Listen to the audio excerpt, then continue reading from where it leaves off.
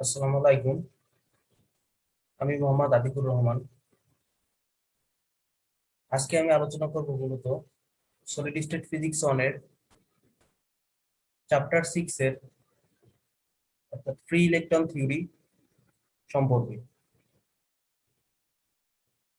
আমার course title হচ্ছে solid state physics course code হচ্ছে PSY 303 এবং role 18 PSY 020, session 217 to 218 and year third year। আজকে আমার ডিসকাশন যে টপিকস গুলো আছে সেগুলো মূলত free electron theory or Dirut theory of conduction, electrical conductivity, thermal conductivity, wide band Friend's law, and limitation or failure of free electron theory। ফার্স্টই আমি যেটা আলোচনা করব সেটা হচ্ছে ফ্রি ইলেকট্রন থিওরি আর ডিরুট থিওরি অফ কন্ডাকশন। এখানে যতগুলো topics আছে সব টপিকস গুলি হচ্ছে ইন্টার রিলেটেড। ফার্স্ট টপিকে আসা যাক, ফ্রি ইলেকট্রন থিওরি আর ডিরুট থিওরি অফ কন্ডাকশন। এখন ফ্রি ইলেকট্রন থিওরি সম্পর্কে আলোচনা করার জন্য আমাদের মূলত দরকার একটা মেটাল, বিকজ মেটালের ভিতরেই মূলত ফ্রি ইলেকট্রন পাওয়া যায়। আর সায়েন্টিস্ট ডিরুট, যিনি 1928 সালে মেটালের ভিতরের ফ্রি ইলেকট্রন গুলোর উপরে গবেষণা করে মূলত একটা থিওরি দিয়েছেন, যে থিওরিটাই হচ্ছে free electron theory. Drude theory of conduction বা ফ্রি ইলেকট্রন থিওরি এটা আলোচনা করার পূর্বে আমাদের প্রয়োজন একটা মেটাল। আমরা এখানে একটা মেটাল নিলাম, এই যে মেটালটা আমরা দেখতে পাচ্ছি। আমরা জানি একটা মেটালের ভিতরে মূলত থাকে কিছু পজিটিভ আয়ন, যে পজিটিভ আয়ন গুলো এখানে দেখা যাচ্ছে, আর থাকে কিছু ফ্রি ইলেকট্রন। এই ফ্রি ইলেকট্রন গুলো মেটালের ভিতরে র্যান্ডমলি চারদিকে মুভ করতে পারে। এই ফ্রি ইলেকট্রন গুলো মূলত মেটালের ভিতর কোথা থেকে আসে সেটা যদি আমরা অ্যানালাইসিস করতে যাই, তাহলে আমাদের দেখতে হবে একটা অ্যাটমের অ্যাটমিক স্ট্রাকচার।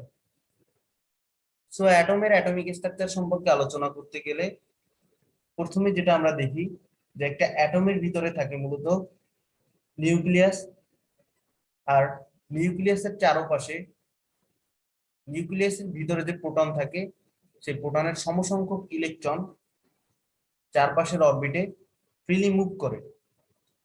আর সর্বশেষ কক্ষপথের যে ইলেকট্রন আছে সেই ইলেকট্রনটা মূলত ফ্রিলি মুভ করতে পারে।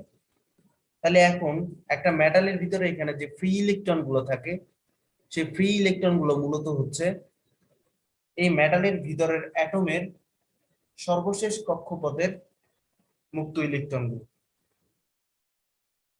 এখন ফ্রি ইলেকট্রন থিওরি বা ডিরুট থিওরি অফ কন্ডাকশন, এটা যেহেতু একটা মেটাল এর বেসিসে দেওয়া, আমরা এই জন্য ফার্স্টে কিছু মেটালের ক্যারেক্টারিস্টিক্স সম্পর্কে জানবো।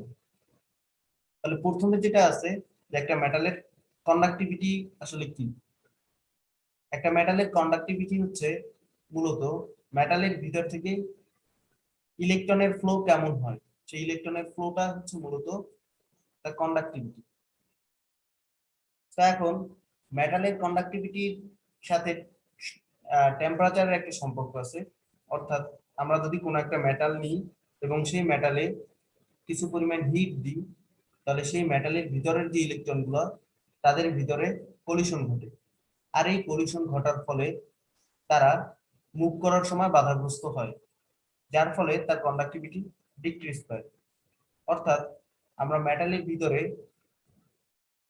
একটা মেটালের তাপমাত্রা আমরা যত বাড়াবো তার কন্ডাক্টিভিটি তত ডিক্রিজ পাবে। সেকেন্ড প্রপার্টি, সেকেন্ড ক্যারেক্টারিস্টিক্স যেটা আছে সেটা হলো মেটালের দুই পাশে আমরা যদি কোনো একটা ব্যাটারি কানেক্ট করি, অর্থাৎ কোনো একটা মেটালে আমরা যদি ইলেকট্রিক ফিল্ড বা ইলেকট্রোস্ট্যাটিক ফিল্ড অ্যাপ্লাই করি, তাহলে সেই মেটালের ভিতর থেকে কারেন্ট ফ্লো হবে। তাহলে এই আমরা ওই মেটালের দুই প্রান্তে যে পরিমাণ ইলেকট্রিক ফিল্ড অ্যাপ্লাই করব, ঠিক সেম অ্যামাউন্টের কারেন্ট ওই মেটাল থেকে কামস আউট হবে। আর এই লটাকে বলা হয় ওহমস ল। অর্থাৎ সায়েন্টিস্ট ওহমসের মতে আমরা কোনো একটা মেটালের যে পরিমাণ ইলেকট্রিক ফিল্ড অ্যাপ্লাই করব ওই মেটালের কারেন্ট ডেনসিটি ঠিক সেম পরিমাণ হবে। আর কারেন্ট ডেনসিটি মূলত হচ্ছে পার ইউনিট এরিয়ায় কারেন্টের পরিমাণ।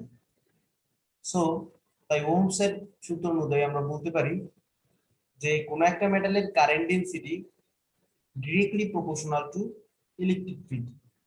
তাহলে যদি directly proportional to electric field হয়, সো আমরা এখানে লিখতে পারি যে জে প্রপোর্শনাল ই। তাহলে জে প্রপোর্শনাল ই হলে জে ইজ ইকুয়াল টু লেখা যায় সিগমা ই।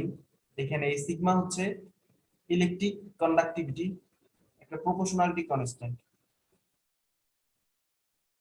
সো এর পরবর্তীতে যেটা আমরা দেখতে পাচ্ছি যে থার্ড যে ক্যারেক্টারিস্টিক্সটা আছে সেটা হলো কোন একটা মেটাল হোয়াইটম্যান ফ্রেঞ্চ ল মেনে চলে।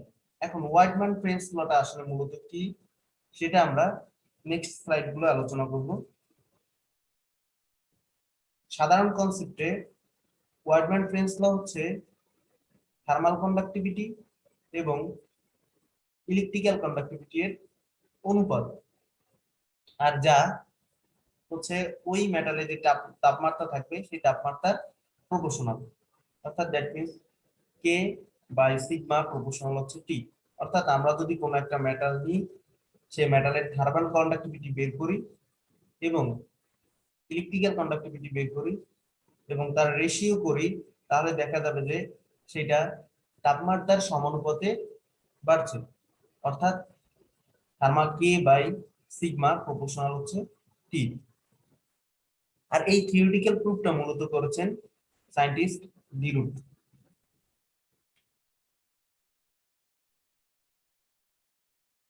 ডিরুট থিওরি অফ কন্ডাকশনের যে অ্যাজাম্পশন গুলো আছে, এখন আমরা সেই অ্যাজাম্পশন গুলো আলোচনা করব। তাহলে এক ফার্স্ট আমরা একটা মেটাল নিই এবং একটা গ্যাস জার নিই। একটা মেটালের ভিতরে মূলত আছে ফ্রি ইলেকট্রন এবং একটা গ্যাস জারের ভিতরে আছে কিছু গ্যাস মলিকুলস। এখন গ্যাস জারের ভিতরের গ্যাস মলিকুলস গুলো মূলত এভরি পসিবল ডিরেকশনে একটা ভ্যালোসিটিতে, একটা অ্যাভারেজ ভ্যালোসিটিতে মুভ করতে পারে। ঠিক সেম ভাবে মেটালের ভিতরের ফ্রি ইলেকট্রন গুলো মেটালের ভিতরের এভরি পসিবল ডিরেকশনে র্যান্ডমলি মুভ করে। সো নিউটনের ফার্স্ট অ্যাজাম্পশন অনুযায়ী free electrons in a metal behave like as a perfect gas. অর্থাৎ গ্যাস জারের ভিতরের যে গ্যাস মলিকুল গুলো সেগুলোর বিহেভিয়ার এবং মেটালের ভিতরে যে ফ্রি ইলেকট্রন থাকে সে ফ্রি ইলেকট্রনের বিহেভিয়ার সেম। এবং গ্যাস জারের ভিতরে গ্যাস মলিকুল গুলোর যে অ্যাভারেজ ভেলোসিটি এবং মেটালের ভিতরে ফ্রি ইলেকট্রন গুলোর অ্যাভারেজ ভেলোসিটি সেম। এই অ্যাভারেজ ভেলোসিটির যে কনসেপ্ট এটি মূলত ডেভেলপ করেছেন বিজ্ঞানী সায়েন্টিস্ট ম্যাক্সওয়েল। সো সায়েন্টিস্ট ম্যাক্সওয়েলের মতে যদি আমরা গ্যাস মলিকুলের ক্ষেত্রে বা একটা গ্যাস জারে যদি টেম্পারেচার ইনক্রিজ করি, তাহলে গ্যাস মলিকুলগুলো একটা অ্যাভারেজ কাইনেটিক এনার্জি গেইন করে, যে অ্যাভারেজ কাইনেটিক এনার্জিটা হচ্ছে 3/2 কেটি। এখন ডিডুক্ট থিওরি অফ কন্ডাকশনের সেকেন্ড অ্যাজাম্পশন অনুযায়ী যদি আমরা মেটালের ক্ষেত্রে এবং গ্যাসের ক্ষেত্রে বোথ মেটাল এবং গ্যাসের ক্ষেত্রে যদি আমরা টেম্পারেচার ইনক্রিজ করি, তাহলে মেটালের ভিতরের ফ্রি ইলেকট্রন এবং গ্যাস মলিকুলের ভিতরের গ্যাস জারের ভিতরের গ্যাস মলিকুলগুলো একটা অ্যাভারেজ কাইনেটিক এনার্জি গেইন করবে।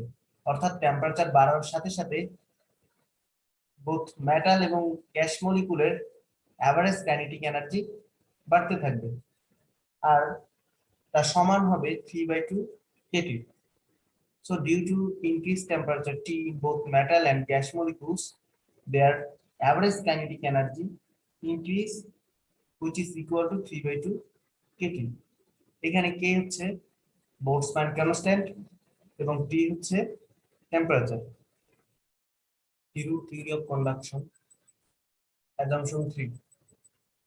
3 নাম্বার অ্যাজাম্পশনে DeRuth মূলত একটা মেটাল নিছে এবং সেই মেটালের দুই প্রান্তে ইলেকট্রিক ফিল্ড অ্যাপ্লাই করছে।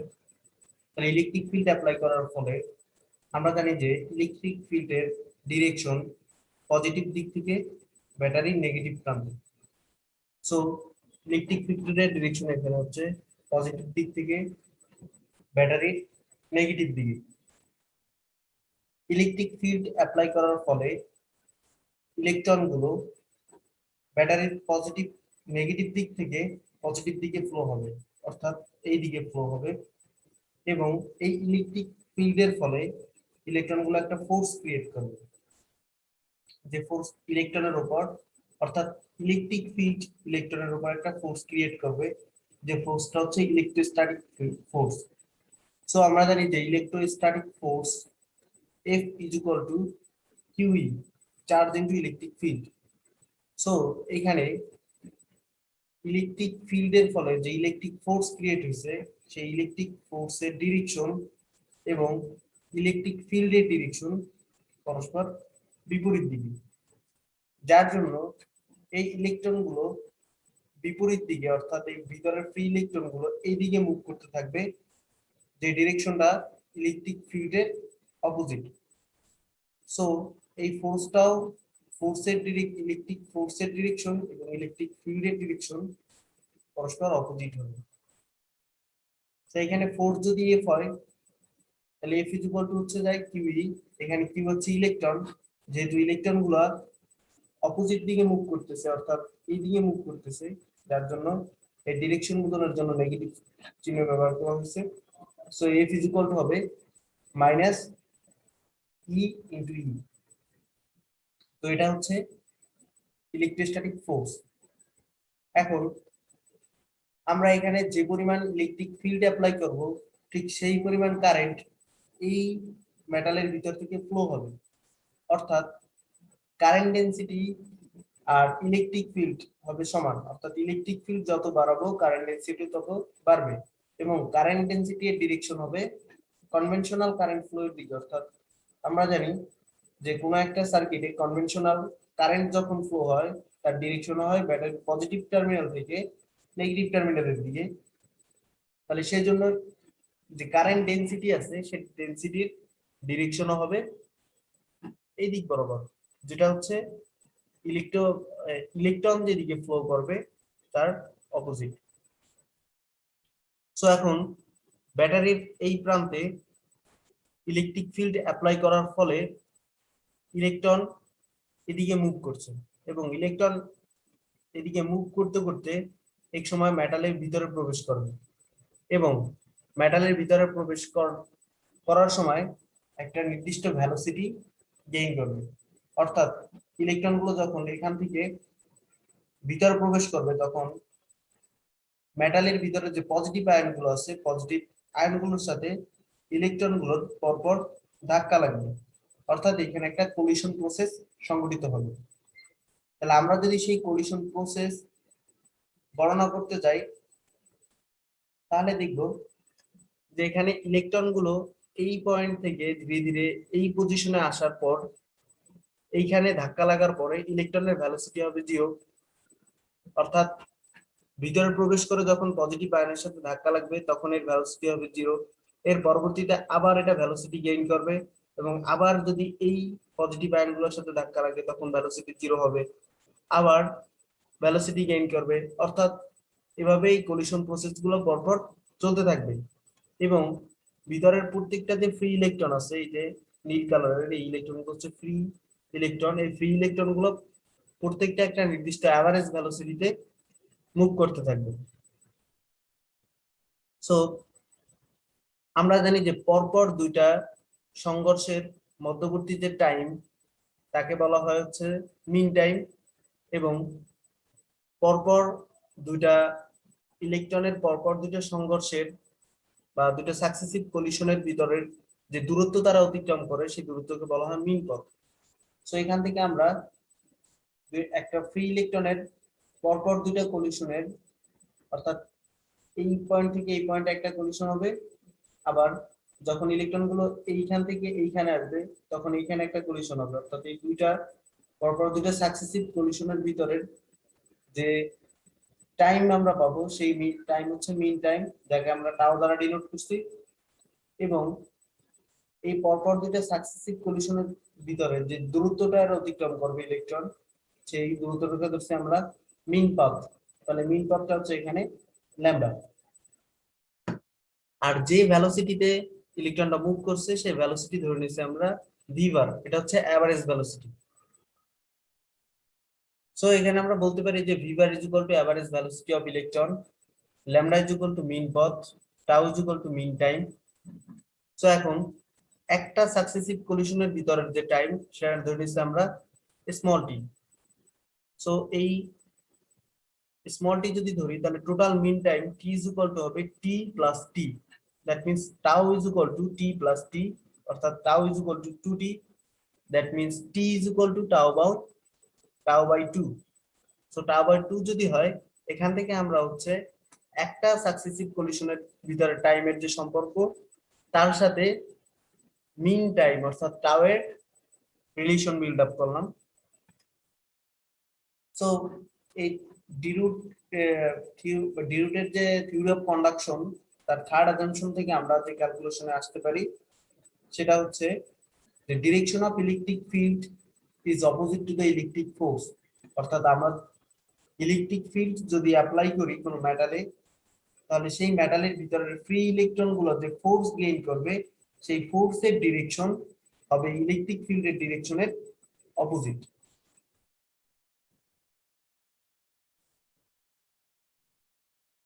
এবার আমরা আলোচনা করব ইলেকট্রিক কন্ডাক্টিভিটি বা electrical conductivity. So electrical conductivity আলোচনা করার পূর্বে আমরা যদি প্রিভিয়াস স্লাইডে যাই তাহলে এখানে দেখতে পারবো যে ইলেকট্রিক ফোর্স এটা কিভাবে ক্রিয়েট হয়েছে। ইলেকট্রিক ফোর্স তৈরি হওয়ার জন্য আমাদের প্রয়োজন হচ্ছে ইলেকট্রিক ফিল্ড অ্যাপ্লাই করার। আর ইলেকট্রিক ফিল্ড অ্যাপ্লাই করার ফলেই প্রত্যেকটা ইলেকট্রন একটা ফোর্স গেইন করছে, যে ফোর্সটা ইলেকট্রিক ফিল্ডের opposite. So F is equal to আমরা এখানে দেখছি মাইনাস কিউই।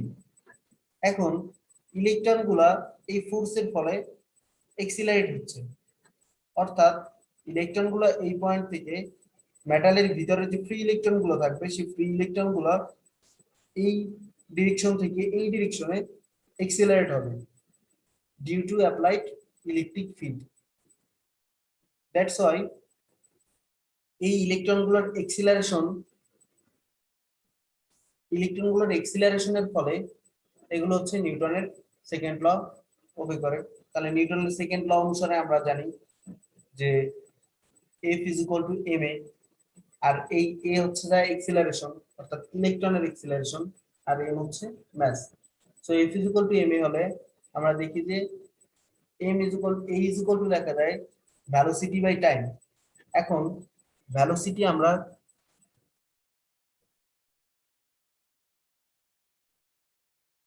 ভেলোসিটি যদি কনসিডার করি তাহলে এখানে আমরা একটা ইলেকট্রনের ভেলোসিটি কনসিডার করতে গেলে দেখব যে যে একটা ইলেকট্রনের ভেলোসিটি এই পজিটিভ আয়নের সাথে ধাক্কা লাগার পরে জিরো হচ্ছে, আবার এইখানে কলিশনের ফলে আবার জিরো হচ্ছে, আবার ভেলোসিটি গেইন করতেছে।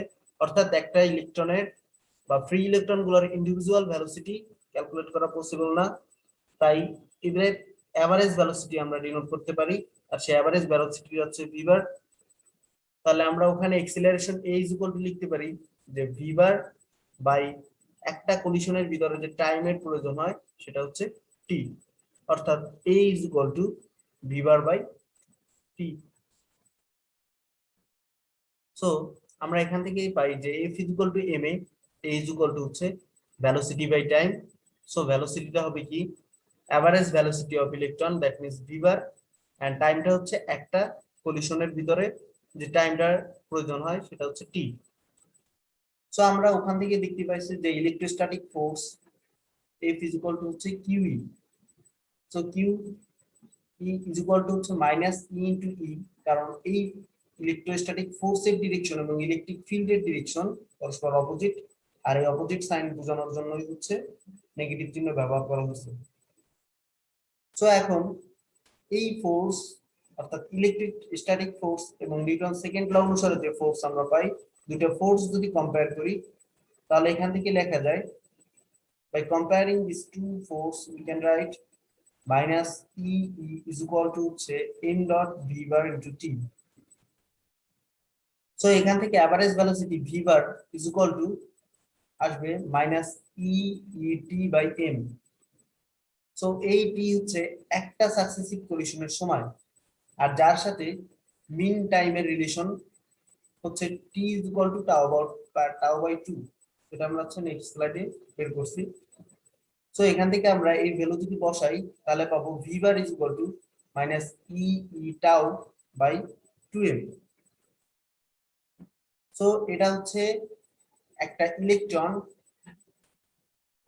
ইলেকট্রিক ফিল্ড অ্যাপ্লাই করার ফলে যে তার উপরে যে ইলেকট্রিক ফোর্স ক্রিয়েট হয়, সেই ফোর্সের ফলে তার যে এক্সিলারেশন হয় এবং একটা ভেলোসিটি গেইন করে, সেই ভেলোসিটিটা হচ্ছে অ্যাভারেজ ভেলোসিটি, আর সেই অ্যাভারেজ ভেলোসিটির ভ্যালু হচ্ছে v bar is equal to minus e t by m.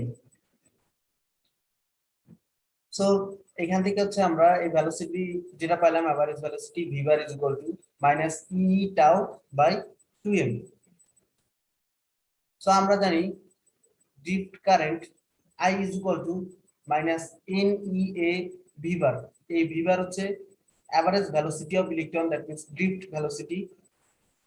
So n হচ্ছে number of electron per unit volume, e হচ্ছে ইলেকট্রনের চার্জ, and a হচ্ছে area.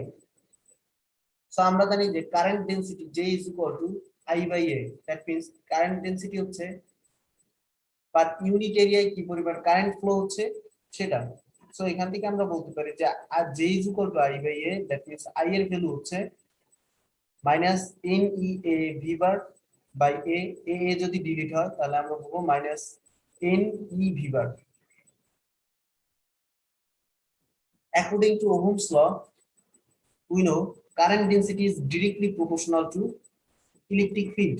So J proportional E. That means J is equal to আমরা এখানে পাচ্ছি v bar এর value যদি আমরা বসাই, J is equal to NE minus v bar. So v bar এর ভ্যালু হচ্ছে মাইনাস, এই পয়েন্টে v bar এর ভ্যালু হচ্ছে minus e tau by 2m. অর্থাৎ এই ভ্যালুটা যদি আমরা এই v bar এর এখানে বসাই তাহলে যেটা পাবো যে J is equal to minus NE square tau by 2m into E. এই হচ্ছে এখানে ইলেকট্রিক ফিল্ড, tau হচ্ছে মিন টাইম, E হচ্ছে ইলেকট্রনের চার্জ এবং n হচ্ছে number of electron per unit volume. So এই ফর্মুলায় যদি আমরা খেয়াল করি যে ইলেকট্রিক ফিল্ড বাদে বাকি যে প্যারামিটার গুলো আছে n, e, tau and m, all parameters are constant. So এগুলো যদি কনস্ট্যান্ট হয় তাহলে আমরা এই ইকুয়াল টু কনস্ট্যান্টের পরিবর্তে হচ্ছে প্রপোর্শনাল সাইন আনতে পারি। সো দ্যাটস ওয়াই এইখানে একটা প্রপোর্শনালিটি কনস্ট্যান্ট হিসেবে আমরা এই প্যারামিটারটিকে সিগমা হিসেবে ধরে নিতে পারি, আর এই সিগমাই হচ্ছে electrical conductivity. So J is equal to আমরা এখানে লিখতে পারি NE square tau by 2m into E is equal to sigma E. That means J is equal to sigma into E. So আমরা লিখতে পারি যে J proportional E, অর্থাৎ এটা হচ্ছে ওহমস ল কে ফলো করে। সো এই রিলেশন থেকে আমরা মূলত ইলেকট্রিক্যাল কন্ডাক্টিভিটির যে ইকুয়েশন সেটা ফাইন্ড আউট করতে পারি বা এর ভ্যালু ফাইন্ড আউট করতে পারি। সেই ভ্যালু হচ্ছে sigma is equal to NE square tau by 2m.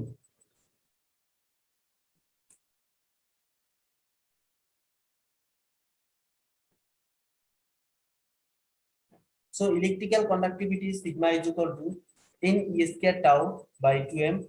Here v bar হচ্ছে average velocity, তাহলে v যেহেতু average velocity, তাহলে আমরা যদি এখানে খেয়াল করি যে v is equal to distance by time. So এখান থেকে ইলেকট্রন ডিসটেন্স ট্রাভেল করছে ল্যামডা এবং দুইটা পরপর সাকসেসিভ কলিশনের ভিতরে টাইম লাগছে হচ্ছে tau. So we can write the average velocity v bar is equal to lambda by tau. So here we can write v bar is equal to lambda by tau. So tau is equal to v bar by lambda. Putting this value of tau in this equation, we get sigma is equal to n e square. tau এর পরিবর্তে যদি আমরা v bar by lambda বসাই তাহলে ইকুয়েশনের ফরম্যাটটা এমন আসবে যে sigma is equal to n e square tau by 2m v bar, here lambda হচ্ছে mean path and v bar হচ্ছে average velocity, e square হচ্ছে ইলেকট্রনের চার্জ, m হচ্ছে mass and n হলো number of electron per unit volume. So এইখানে e square lambda and m v bar total term হচ্ছে constant.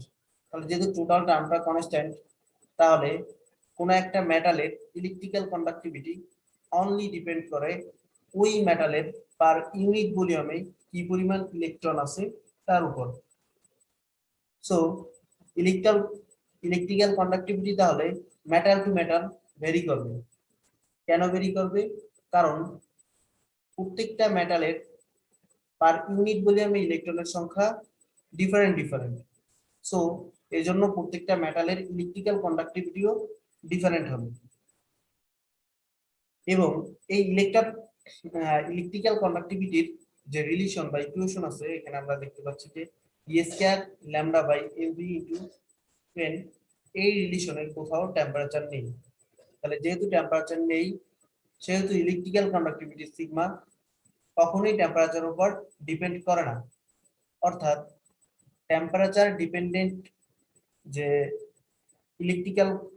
Temperature dependent electrical conductivity free electron theory explain করতে পারে না।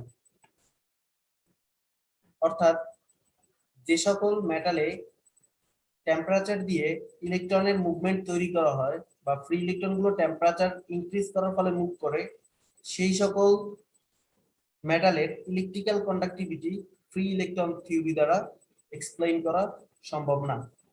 তাহলে that's reason free electron theory fails to explain temperature dependent electrical conductivity.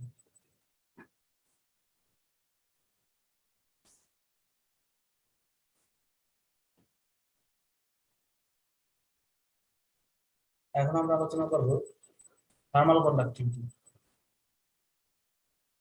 Thermal conductivity সম্পর্কে আলোচনা করার পূর্বে আমরা যদি থার্মাল এবং কন্ডাক্টিভিটি দুটো ওয়ার্ডকে জানি তাহলে দেখতে পাবো যে থার্মাল মানে হচ্ছে হিট আর কন্ডাক্টিভিটি মানে হচ্ছে ফ্লো অফ সামথিং।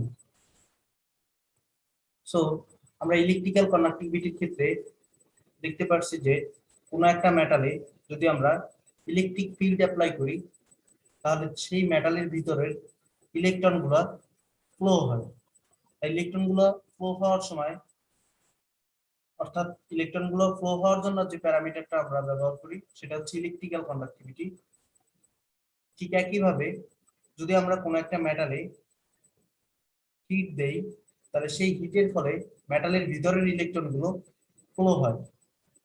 আর এই ম্যাটারের ভিতরের ইলেকট্রনগুলো কিভাবে ফ্লো হয় তা ডিটারমাইন করার জন্য একটা প্যারামিটার দরকার, আর সেই প্যারামিটারটাই হচ্ছে thermal conductivity. So thermal conductivity সম্পর্কে আলোচনা করার পূর্বে আমাদেরকে একটা মেটালিক বার নিতে হবে। তো আমরা একটা মেটালিক বার নিলাম এবং মেটালিক বারের এই হচ্ছে সেই মেটালিক বার এবং এই মেটালিক বারের কিছু অংশ আমরা একটা হিট সোর্সের ভিতরে প্রবেশ করালাম।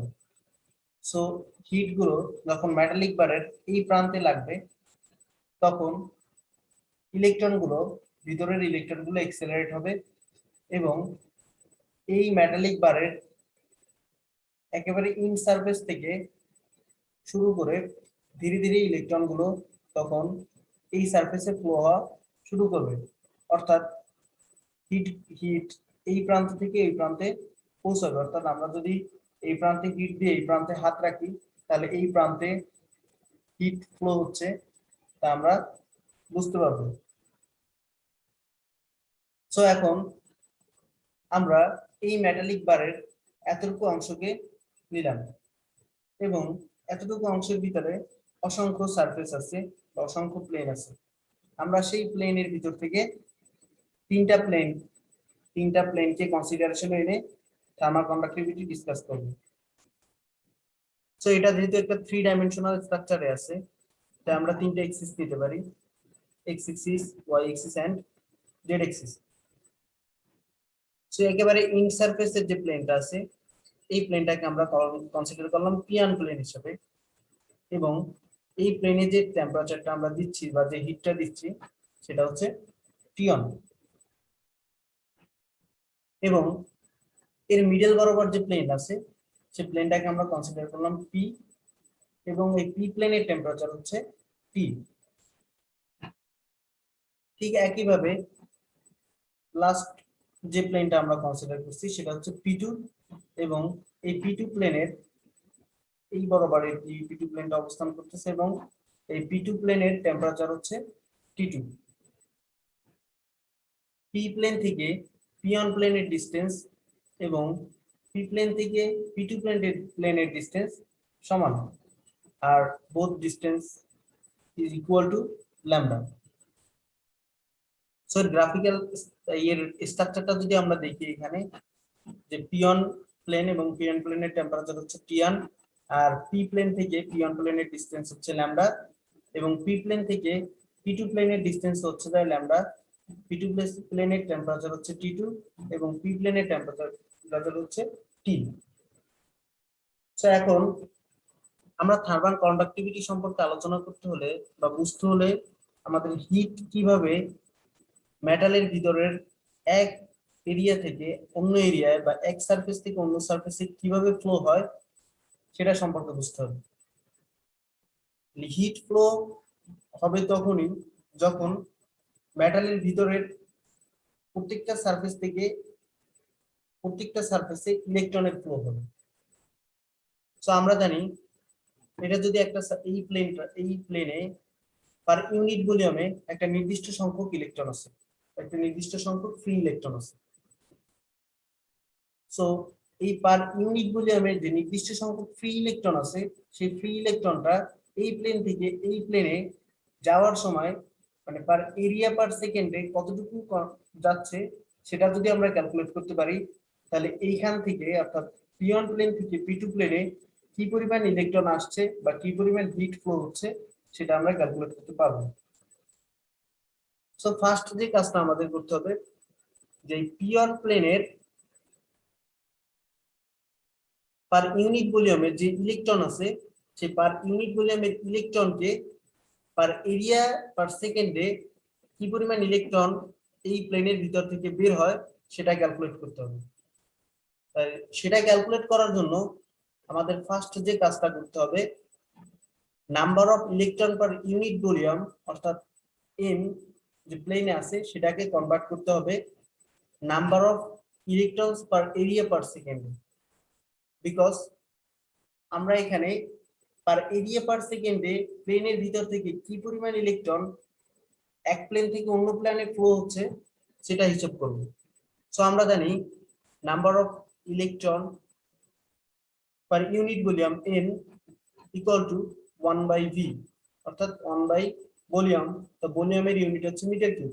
সো আমাদের এখানে মিটার কিউবকে যদি আমরা মিটার স্কয়ার পার সেকেন্ডে কনভার্ট করতে পারি তাহলে সেই এরিয়া থেকে কি পরিমাণ ইলেকট্রন ফ্লো হচ্ছে তা আমরা বের করতে পারবো। আরো সহজে আমরা যদি একটা এক্সাম্পল দিই তাহলে এটা বোঝা সম্ভব। সেটা হচ্ছে আমরা সাপোজ কোনো একটা ক্লাসরুমে যদি 60 জন স্টুডেন্ট থাকে তাহলে ওই ক্লাসরুমের টোটাল ভলিউমে স্টুডেন্ট আছে 60 জন। সো এখন সাপোজ ধরি যে ওই ক্লাসরুমে দুইটা দরজা আছে এবং ওই দরজা থেকে পার সেকেন্ডে 3 জন করে স্টুডেন্ট বের হতে পারে। তো আমরা ওইখানে মেটালের ভিতরের সারফেস যেগুলো আছে প্রত্যেকটা সারফেস থেকে কি পরিমাণ ইলেকট্রন পার এরিয়া পার সেকেন্ডে বের হবে সেটা হিসাব করব। সো তাই এখানে আমরা বললাম হচ্ছে মিটার কিউব, আর এই মিটার কিউবকে আমরা কনভার্ট করব মিটার স্কয়ার পার সেকেন্ডে। সো মিটার স্কয়ার পার সেকেন্ডে কনভার্ট করার জন্য আমরা যদি খেয়াল করি যে এখানে 1 বাই মিটার কিউব এর সাথে যদি আমরা ভেলোসিটির ইউনিট গুণ দিই তাহলে এটা কিন্তু পার এরিয়া পার সেকেন্ডে কনভার্ট হয়। পার ইউনিট ভলিউম আমরা জানি 1 by M cube into volume হচ্ছে মিটার পার সেকেন্ড। সো এখান থেকে মিটার আর মিটার কিউব যদি কাটাকাটি করি তাহলে থাকবে হচ্ছে meter square. So 1 by meter square per second থাকবে। অর্থাৎ এখান থেকে আমরা দেখতে পারলাম যে পার ইউনিট ভলিউমে যে পরিমাণ ইলেকট্রন আছে তাকে যদি আমরা ভেলোসিটি দ্বারা গুণ করি তাহলেই আমরা পার এরিয়া পার সেকেন্ডে কি পরিমাণ ইলেকট্রন বের হচ্ছে সেটা হিসাব করতে পারবো। তো আমরা যেহেতু দেখেছি যে প্রিভিয়াস স্লাইডটি ছিল একটা, এখানে যে প্লেন ছিল এই প্লেনে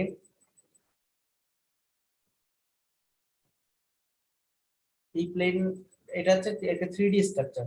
সো 3D স্ট্রাকচার যদি হয় এখানে আমরা তিনটা এক্সিস কল্পনা করছি, যে X axis, Y axis and Z axis. So total per unit volume মে যে ইলেকট্রন আছে সেই ইলেকট্রনের সংখ্যা হচ্ছে n। তাহলে এক ডিরেকশন বরাবর অর্থাৎ এক্স এক্সিস বরাবর তাহলে মুভ করতে পারবে কত? টোটাল যে ইলেকট্রন আছে তার 1/3 অংশ, দ্যাট মিন্স n/3 সংখ্যক ইলেকট্রন এক্স এক্সিস বরাবর মুভ করতে পারে। সিমিলারলি ওয়াই এক্সিস বরাবর n/3 সংখ্যক ইলেকট্রন মুভ করতে পারবে, আবার n/3 সংখ্যক ইলেকট্রন মুভ করতে পারবে জেড এক্সিস বরাবর। কিন্তু আমাদের এখানে যে স্ট্রাকচার অনুযায়ী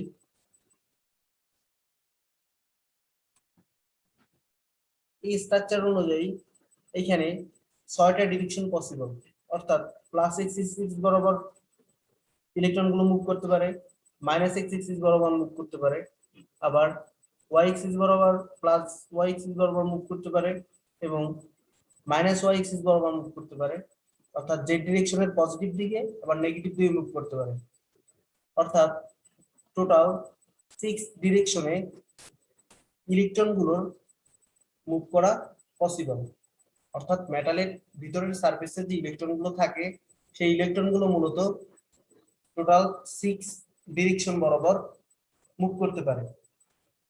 সো একটা মেটালের সারফেসের ভিতরে পার ইউনিট ভলিউম ইলেকট্রনের সংখ্যা যদি n হয়, অর্থাৎ টোটাল ইলেকট্রন যদি n হয়, তাহলে যে কোনো একটা দিক বরাবর ইলেকট্রন মুভ করতে পারবে n/6 অংশ, অর্থাৎ n/6 সংখ্যক ইলেকট্রন যে কোনো একটা ডিরেকশনে, কোনো সারফেস থেকে যে কোনো একটা ডিরেকশনে মুভ করতে পারে।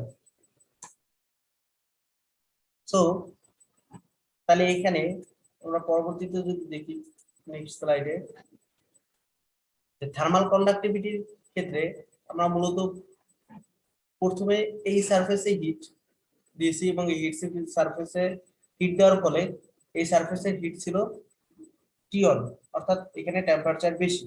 তাহলে ধীরে ধীরে এটা যখন ফ্লো হচ্ছে তখন এই সারফেস পর্যন্ত আসতে টেম্পারেচার কিছুটা কমবে, সেই পরিবর্তিত টেম্পারেচারটা হচ্ছে T2।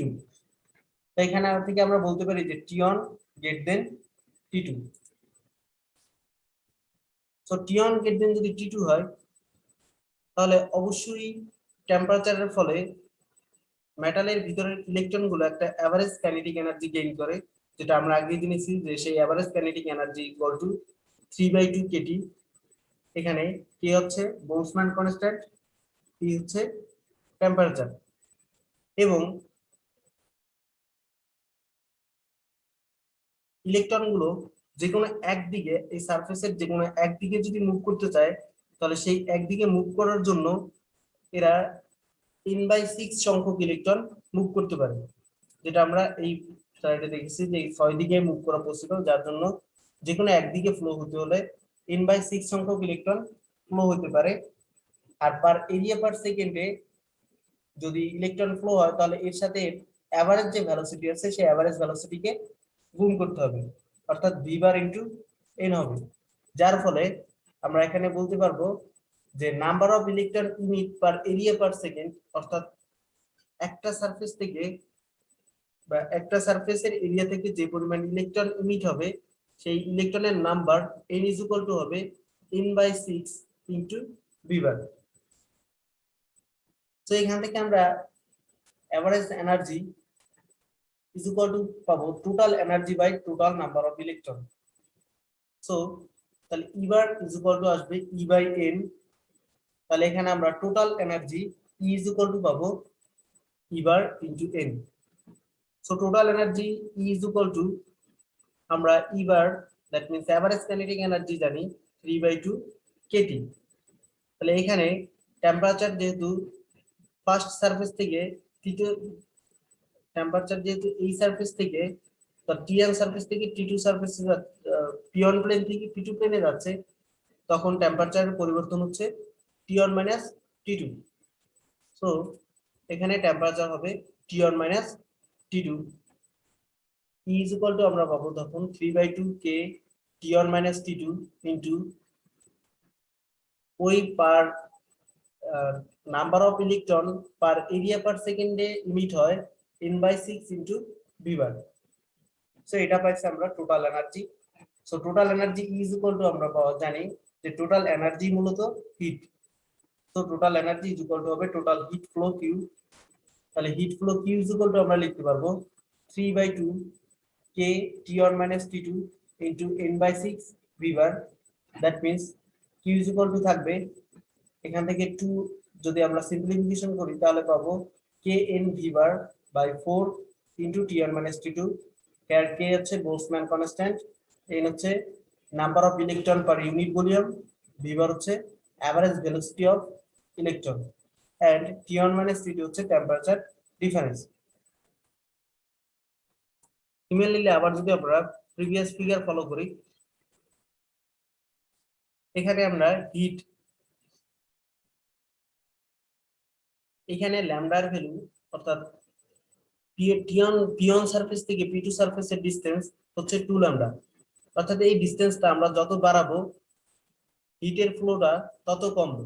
অর্থাৎ পিয়ন সারফেসে আমরা যে পরিমাণ হিট দিব সেই হিটটা পি2 সারফেসে পর্যন্ত পৌঁছাতে কিছুটা কমবে।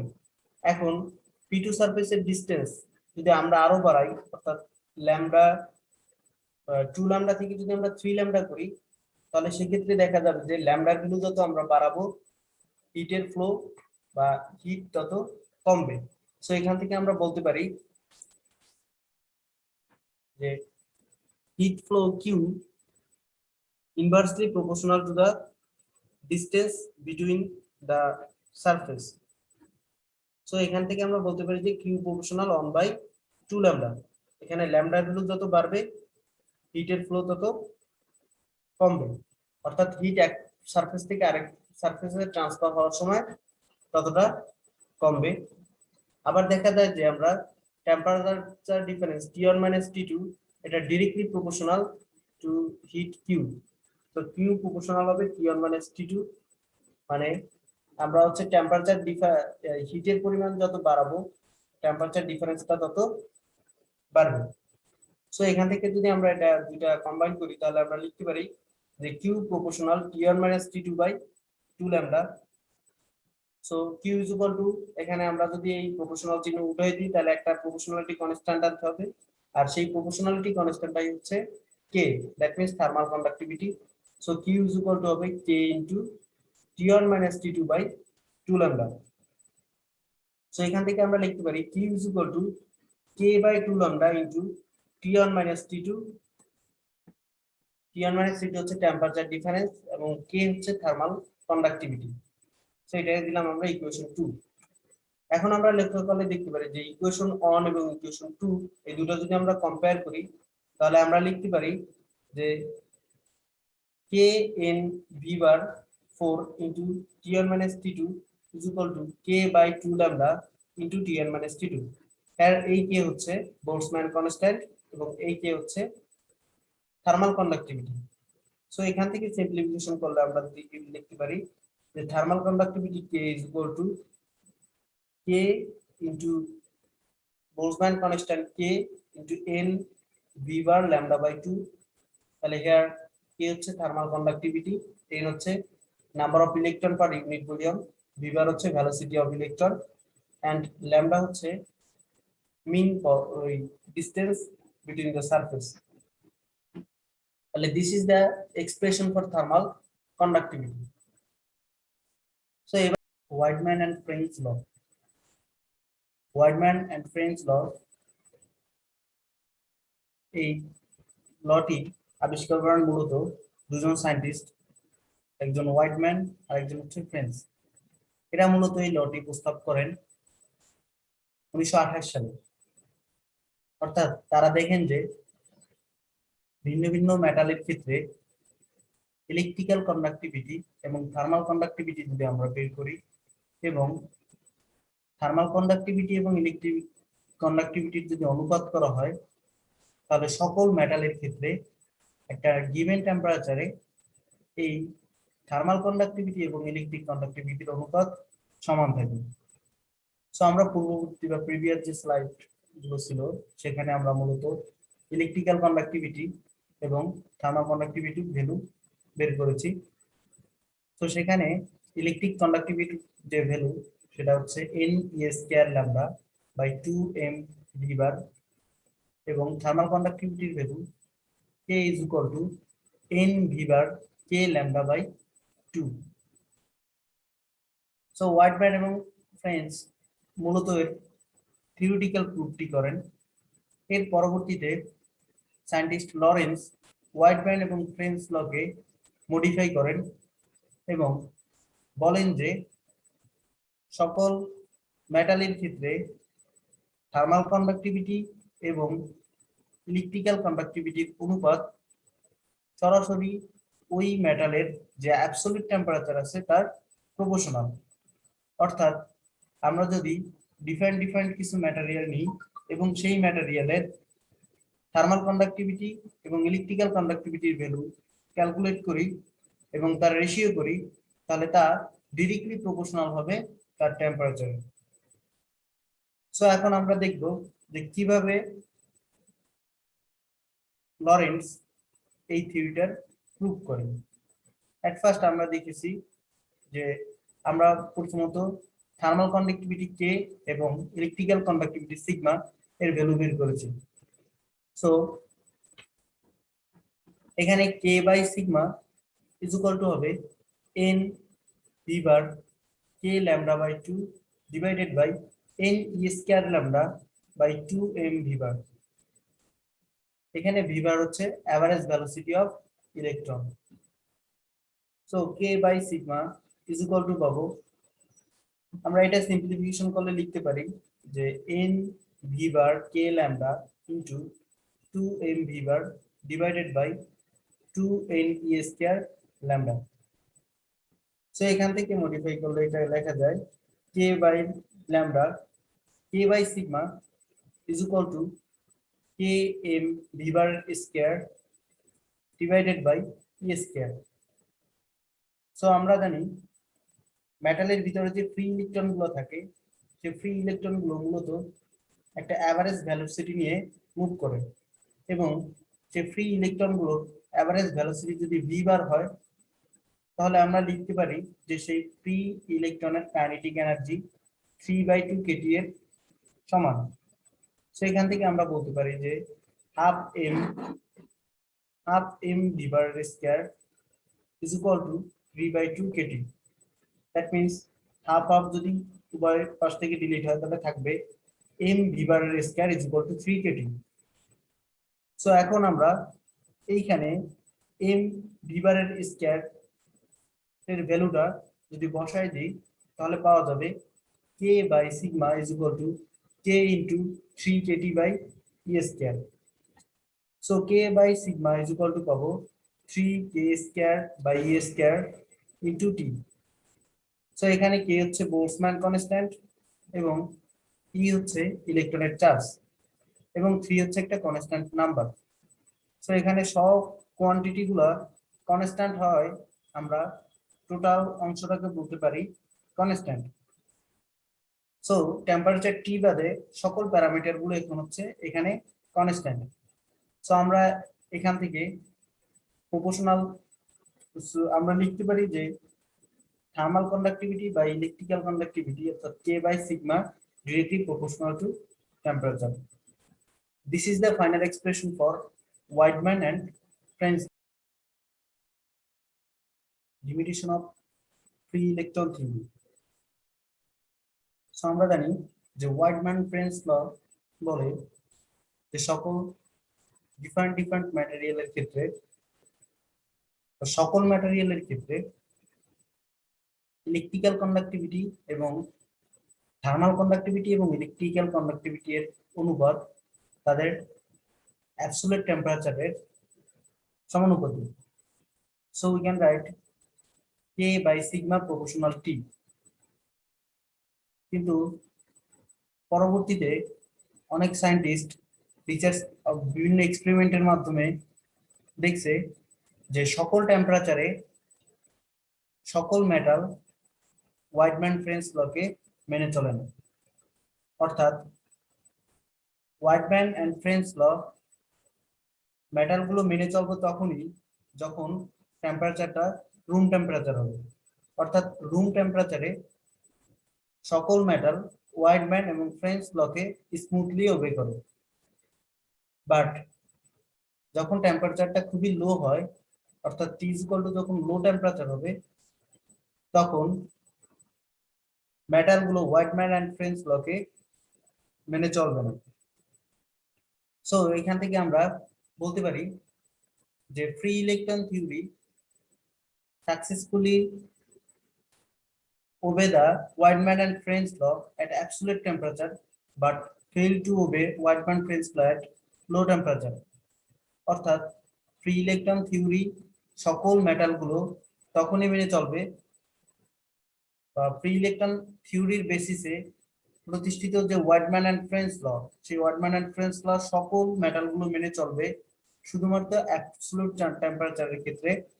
বাট যখন টেম্পারেচার খুব লো হবে তখন মেটালগুলো এই ফ্রি ইলেকট্রন থিওরিকে অর্থাৎ ওয়াইডম্যান ফ্রেঞ্চ লকে ওবে করবে না।